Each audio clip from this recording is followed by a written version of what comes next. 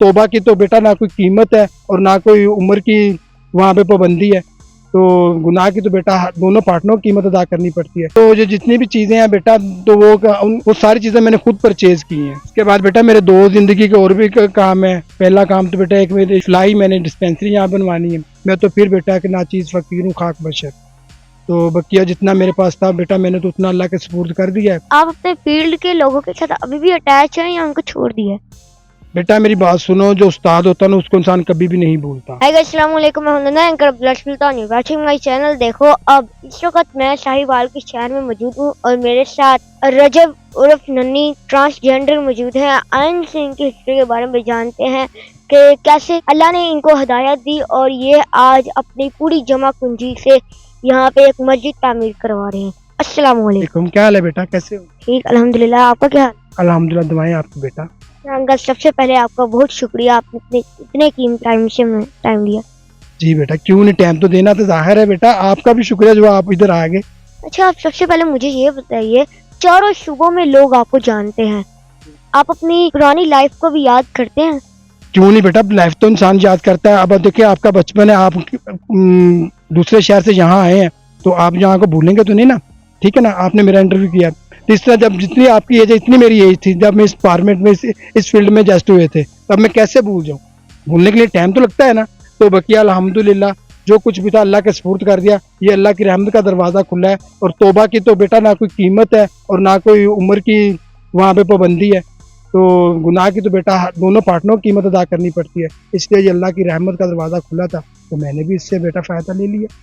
अच्छा, आपने ये मस्जिद तामीर करवाई है, इस मस्जिद के ऊपर कितना खर्चा आया है?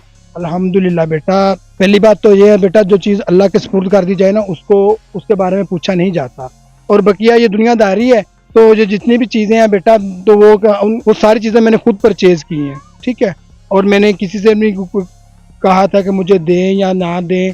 और बकिया क्या नाम लेते हैं, अगर बेटा मैंने तो उसका हिसाब नहीं किया। और बकिया इतना मेरे ज़हन में इल्म है कि 45-50 के लगभग लगी है, क्योंकि इसका मैंने गेट भी लेके रखा हुआ और मस्जिद की चीज़ें भी, पंप वगैरह भी लेके रखा हुआ है। और क्या नाम लेते हैं, इसका शटरिंग का सामान भी मुकम्मल है। और जो इधर लगाना था वो तो बेटा लग गया। और अल्हम्दुलिल्लाह, ये तो क़यामत तक बेटा चलता ही रहेगा। इसमें ना बेटा मेरा दोष है ना आपका है, ये कुदरत इलाही का पैगाम है सबके लिए। जब आप इस मस्जिद को पूरा तामीर करवा लेंगे तो उसके बाद आपका क्या इरादा है, आप क्या करेंगे आगे? इसके बाद बेटा मेरे दो ज़िंदगी के और भी काम है। पहला काम तो बेटा एक मेरे ये क्या नाम लेते हैं सिलाई, मैंने डिस्पेंसरी यहाँ बनवानी है। दूसरी बात ये है कि साथ ही मैंने दस्तकारी स्कूल के, उसके लिए मैंने एप्लीकेशनें भी दी है। शहबाज शरीफ को दी है, मरियम नवाज साहबा को भी दी है, और मैंने सदर मुल्क को भी दी थी, सदर आसफ अली जरदारी को।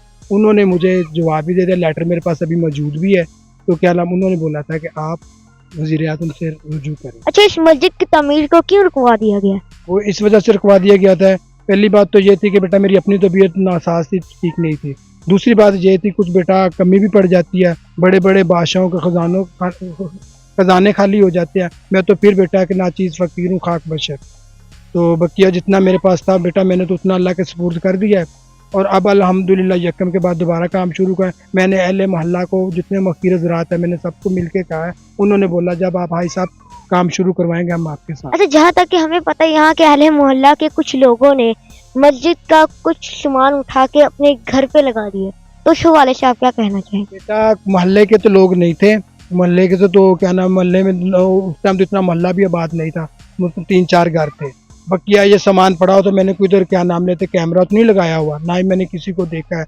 बकिया लोगों को खुद सोचना चाहिए, अगर वो ले गए हैं तो अल्लाह के घर से लेके गया, तो अगर अल्लाह के घर से मानत ले गए तो उसी तरह अल्लाह के मानत अल्लाह को वापस भी लौटा दे, उनकी मेहरबानी। आप अपने फील्ड के लोगों के साथ अभी भी अटैच हैं या उनको छोड़ दिया?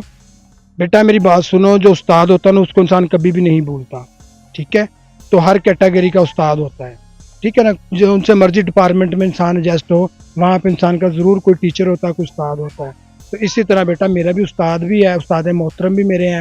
उस्ताद फ़याज़ उर्फ़ नीली सरगोदा के रहने वाले हैं, और क्या नाम लेते हैं, और मेरे हाई साहब हैं मुल्तान के रहने वाले हैं। तो बेटा ये मेरी दोनों अजीम हस्तियाँ हैं, जिनकी वजह से मुझे पूरे पाकिस्तान में इज़्ज़त भी मिली और मैंने अपना पेट भी भरा। और अल्हम्दुलिल्लाह उसी कमाई से कुछ बेटा मैंने यहाँ भी वक़्फ़ किया और अपनी ज़िंदगी का भी दारोमदार चलाया। तो उनको तो नहीं बोलना। और उनकी वजह से मेरी बेटा बहुत सारे लोगों से गैदरिंग भी हुई, और जो अच्छी फ्रेगनेंस हो, अच्छी गैदरिंग, उसको तो इंसान डिलीट नहीं ना कर सकता। अब आईजी पंजाब साहिब के बारे में क्या कहना चाहते हैं? बेटा आईजी पंजाब साहब के तो बेटा बहुत अजीम हस्ती हैं, ठीक है ना।